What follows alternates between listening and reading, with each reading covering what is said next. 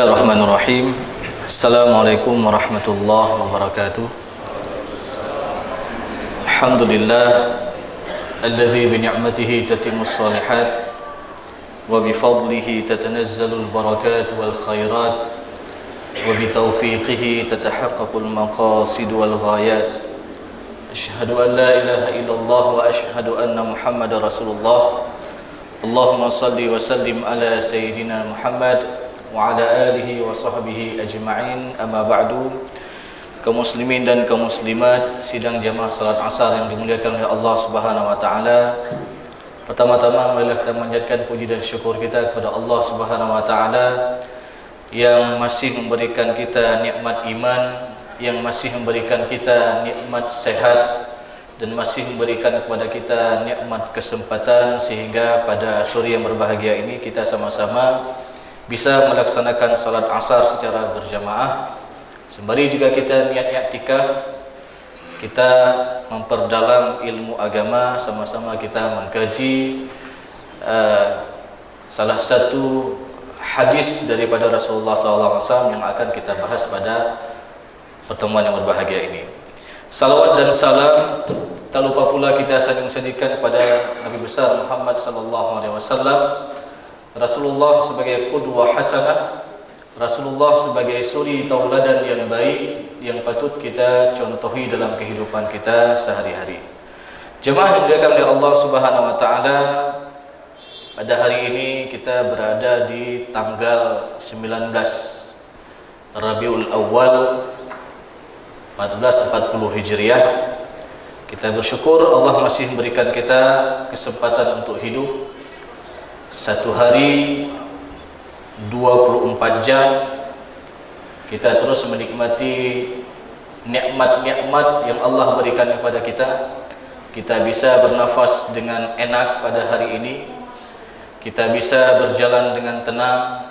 Kita bisa melihat ciptaan-ciptaan Allah, tanda-tanda kuasaan Allah, baik yang terdapat dalam diri kita ataupun yang terdapat di alam sekitar kita. Maka sungguh bersyukur kita kepada Allah Subhanahu wa taala, dan dalam rangka menambah rasa syukur kita, kita laksanakan segala perintah yang Allah perintahkan kepada kita, dan kita jauhkan segala larangan-larangan yang telah Allah larang kepada diri kita. Maka jemaah yang dimuliakan oleh Allah Subhanahu wa taala, kalau kita hitung-hitung, yang namanya ibadah itu ada ibadah mahdhah ataupun ibadah yang berkaitan langsung antara kita dengan Allah Subhanahu wa taala. Sebagaimana kita melaksanakan salat pada hari ini, kita berpuasa mungkin, ataupun kita berzakat dan lain sebagainya, itu puasa ataupun ibadah-ibadah yang berkaitan dengan hubungan kita dengan Allah langsung, atau yang dikenal dengan ibadah mahdhah. Dan juga ada ibadah yang ghair mahdhah, yaitu ibadah yang berkaitan antara hubungan kita dengan sesama manusia. Ingat bahwasanya ketakwaan tidak hanya mengatur hubungan kita dengan Allah, tapi juga ketakwaan ada kaitannya antara hubungan kita dengan sesama manusia. Maka jemaah yang dimuliakan oleh Allah Subhanahu wa taala, coba kita hitung-hitung dalam rangka ibadah kita yang berkaitan dengan hablum minallah ini. Misalkan kita melaksanakan ibadah salat, sehari semalam ada 5 waktu. Satu kali salat, coba kita hitung berapa menit kita menghabiskan. Katakanlah 10 menit, 15 menit. Ada 5 waktu, ya, tinggal kali 5 saja. Kalau 10 menit berarti 50 menit dari 24 jam dari hari-hari yang kita lalui ini. Atau sebaliknya, ini kita habiskan untuk apa jemaah yang dimuliakan oleh Allah Subhanahu wa taala? Maka perlu coba kita renungkan bahwasanya yang lainnya itu tentu saja berkaitan dengan muamalah kita sehari-hari. Kita jual beli di situ. Kita muamalah, hubungan interaksi antara kita dengan sesama. Kalau di rumah sakit, interaksi antara seorang dokter dengan pasien, ya, dan lain sebagainya dengan keluarga pasien. Maka jemaah yang dimuliakan oleh Allah Subhanahu wa taala, maka di setiap aktivitas yang kita lakukan yang berkaitan dengan hablum minan nas pun, di sana ada nilai-nilai kebaikan dan bisa mendapatkan pahala yang sangat luar biasa di sisi Allah Subhanahu wa taala. Maka jangan kita pernah lupakan ada hak seorang muslim atas muslim yang lainnya. Sebagaimana Rasulullah SAW menjelaskan dalam sebuah hadisnya dari Abi Hurairah radhiyallahu anhu, qala Rasulullah sallallahu alaihi wasallam, haqqul muslim 'alal muslimi sittun. Jadi ada hak seorang muslim atas muslim lainnya ada 6 perkara. Ada 6 hak setiap muslim dengan muslim atas muslim lainnya. Yang pertama, idza laqaitahu fasallim alaihi. Apabila kita berjumpa dengan dia, berjumpa dengan saudara kita seiman, seislam, maka kita dianjurkan untuk memberikan salam. Fasallim alaihi. Kita doakan, karena pada salam itu ada doa. Assalamualaikum warahmatullahi wabarakatuh. Ya. Dan juga kita membalas. Kalau memberikan salam memang sunnah, dan menjawabnya adalah ketika kita mendengar adalah wajib. Ya. Waalaikumsalam warahmatullahi wabarakatuh. Kita saling mendoakan untuk keselamatan saudara kita. Kemudian yang kedua, jamaah yang dimuliakan oleh Allah Subhanahu wa taala, wa idza da'aka fa'jibhu. Apabila dia mengundangmu, maka penuhilah undangannya. Undangan boleh jadi undangan walimatul urs, boleh jadi undangan khitanan dan lain sebagainya. Ketika kita diundang, kita harus memenuhi undangannya. Ini hak atas seorang muslim terhadap muslim yang lainnya. Kemudian yang selanjutnya kata Rasulullah SAW, wa idza stansahaka fa ansahhu. Apabila dia meminta nasihat kepadamu, maka berikanlah nasihat. Jadi misalkan ketika ada seorang, tolong nasihati saya selama ini mungkin agak kurang menjaga waktu sholat, kita berikan nasihat. Ya. Balighu anni walau ayat. Kita berikan nasihat, walaupun kita berikan dengan sebuah ayat, itu adalah suatu nasihat. Ya. Wa tawassaw bil haqq. Kita saling menasihati terhadap kebenaran-kebenaran. Wa tawassaw bis sabr, dan kita juga saling menasihati untuk kesabaran-kesabaran. Jadi jemaah yang dimuliakan oleh Allah Subhanahu wa taala, ini yang ketiga. Yang kemudian kata Rasulullah SAW, wa idza 'atasa fahamidallah fasammithu. Apabila seseorang bersin, maka kita menjawabnya, kita yang mendengarnya ataupun orang yang bersin itu mengucapkan alhamdulillah, dan kita yang menjawabnya ataupun kita yang mendengarnya, kita jawab dengan yarhamkumullah atau yarhamkallah, semoga Allah merahmatimu. Ini doa luar biasa. Lalu kalau dia sudah 3 kali bersin terus, alhamdulillah, alhamdulillah, yarhamkallah, yarhamkallah. Kemudian kalau sudah ke-4 kali dia bersin, lalu apa kita doakan dia? Ya. Kita doakan dia, semoga Allah memberikanmu hidayah, wa yuslihu balakum, dan Allah memperbaiki keadaan. Ini sungguh luar biasa hak seorang muslim atas muslim yang lainnya. Maka kita saling mendoakan. Ya. Kemudian jemaah yang dimuliakan oleh Allah Subhanahu wa taala, kata Rasulullah SAW, wa idza marida fa'udhu. Apabila ada yang sakit, maka kunjungilah dia. Maka ini juga salah satu sunnah Rasulullah SAW agar kita mengunjungi orang yang sakit. Kita lihat bagaimana kita yang masih diberikan nikmat, masih bisa berjalan, masih bisa bernafas. Kita lihat saudara kita yang mungkin bernafas sedang ataupun dia memakai alat bantu dan lain sebagainya, maka kita bersyukur dan kita doakan dia. Apa doa kita ucapkan? La ba'sa tahurun insyaallah. Tidak mengapa, sakit itu sebagai penembus dosa. Ya. Boleh kita baca itu. Ya. Bahwasanya sakit itu sebagai penembus dosa. Ataupun kita baca dengan doa-doa yang lain. Ya. Kita minta sama Allah, Allah yang Maha Penyembuh. Ya. Ishfi, sembuhkanlah dia.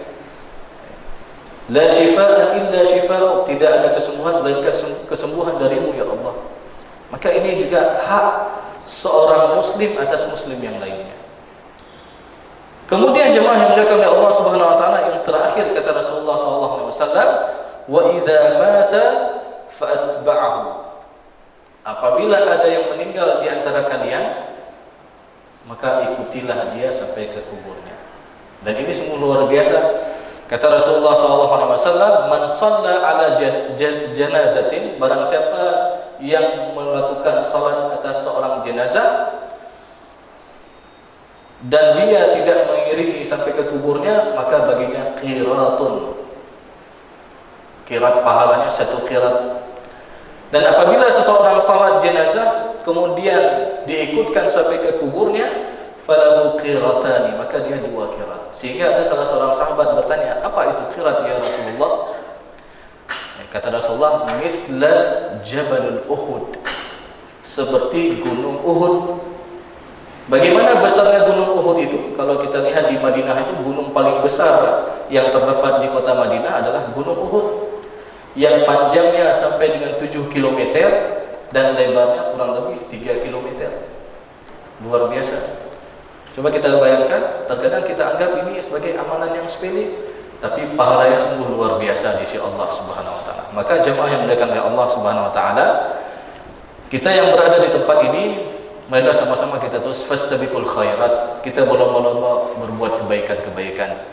Bagi seorang dokter yang mengobati pasien dan sehingga pasien tersebut sembuh, ya, dijelaskan dalam surat Al-Maidah dalam Al-Quran, man ahyaha faka'annama ahyan nasa jami'an. Barang siapa yang menyelamatkan hidup manusia, maka seakan-akan dia menghidupkan seluruh nyawa manusia. Sebaliknya ketika ada orang yang menghilangkan nyawa seseorang, faka'annama qatala nasa jami'an. Jadi ketika ada orang melakukan tindak kejahatan pembunuhan, maka seakan-akan dia telah membunuh seluruh manusia. Maka tanggung jawab seorang dokter, tugas seorang dokter juga sangat luar biasa. Begitu juga seorang pasien. Ketika dia diberikan cobaan, penyakit dan lain sebagainya, dia bersabar atas penyakit yang dideritanya, maka ini juga satu kebaikan. Makanya sungguh ajib bagi urusan bagi seorang mukmin. Dalam hadis yang Rasulullah SAW mengatakan, ajaban li amril mukmin.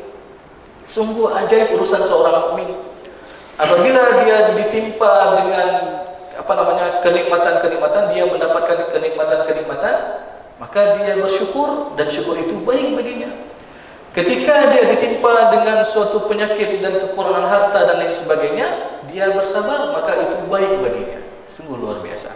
Maka disinilah kita terus fastabiqul khairat, berlomba-lomba untuk berbuat kebaikan-kebaikan, karena ingat yang namanya ibadah, yang namanya ketakwaan tidak hanya itu berkaitan hubungan kita dengan Allah, tapi juga ibadah ada kaitannya hubungan kita dengan sesama manusia. Sebagaimana juga Allah Subhanahu wa taala menjelaskan dalam Al-Qur'an, dalam surat Ali Imran ayat 133-134, wasari'u ila maghfiratin min rabbikum. Allah suruh kita bersegera menuju kepada ampunan Allah, yang mana Allah telah mempersiapkan syurga seluas langit dan bumi. Untuk siapa Allah persiapkan?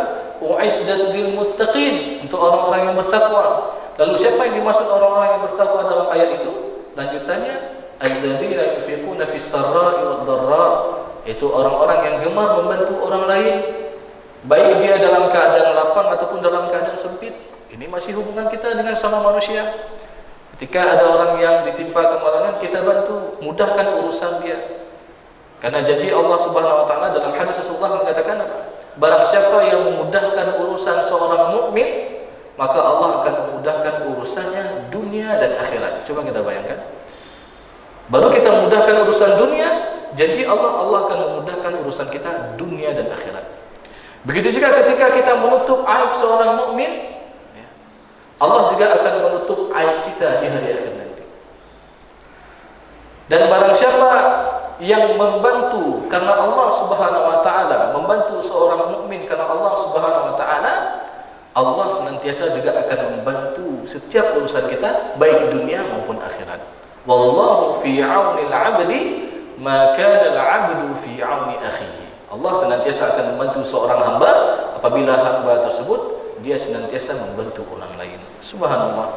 Maka jemaah yang dimuliakan oleh Allah Subhanahu wa taala, yang kedua dalam ayat tadi mengatakan wal kadhiminal ghaidha, kita dianjurkan untuk menahan amarah. tidak boleh cepat marah. Ini juga dalam rangka menjaga hubungan kita dengan sama manusia. Wal 'afina 'anil nas, dan mau memaafkan kesalahan orang lain. Wallahu yuhibbul muhsinin, dan Allah mencintai orang-orang yang berbuat kebaikan. Subhanallah, jemaah yang dimuliakan oleh Allah Subhanahu wa taala. Maka di hari yang berbahagia ini coba kita renungkan, ya. Coba kita evaluasi bersama bagaimana hubungan kita dengan Allah, dan juga kita coba evaluasi bagaimana hubungan kita dengan sama manusia. Mudah sekali ketika kita bisa meraih kebaikan-kebaikan, baru kita jumpa saudara kita, teman sekantor kita, misalkan di sini, kita pasang dengan wajah yang berseri, ini juga satu kebaikan. Ya. Karena Rasulullah mengatakan, la tahqiranna minal ma'rufi syai'an. Jangan pernah kita anggap remeh sekecil apapun daripada satu kebaikan. Walau an talqa akhaka biwajhin taliq, walaupun engkau berjumpa dengan saudaramu dengan wajah yang berseri. Jadi kita jumpa dengan saudara kita, tetangga kita, dengan pasien misalkan, kita pasang dengan wajah yang berseri, ini adalah satu kebaikan. Apalagi kalau kita baru senyum saja, tabassumuka fi wajhi akhika laka sadaqah. Kita senyum, itu adalah sedekah. Belum lagi kita ucapkan salam, assalamualaikum warahmatullahi wabarakatuh. Dia ucapkan, dia balas dengan ucapan keselamatan juga. Ini adalah doa antara seorang mukmin dengan mukmin yang lainnya. Maka jemaah yang dimuliakan oleh Allah Subhanahu wa taala, marilah sama-sama kita terus melakukan muhasabah terhadap diri kita. Mudah-mudahan kita mampu memperoleh kebahagiaan dunia dan juga kebahagiaan akhirat, dan juga kita bisa menjaga hubungan kita dengan Allah, dan juga kita bisa menjaga hubungan kita dengan sesama manusia, sehingga kita bisa menjadi orang-orang yang terus berlomba-lomba untuk kebaikan, terus melakukan muhasabah, dan pada akhirnya insya-Allah ketika kita berjumpa dengan Allah Subhanahu wa taala dalam keadaan husnul khatimah nantinya. Amin ya rabbal alamin. Demikian yang dapat saya sampaikan. Mudah-mudahan ada manfaatnya bagi saya pribadi dan juga bagi kaum muslimin dan kaum muslimat sekalian. Aqulu qawli hadza wa astaghfirullah li wa lakum wa lisal mu'minin. Assalamualaikum warahmatullahi wabarakatuh.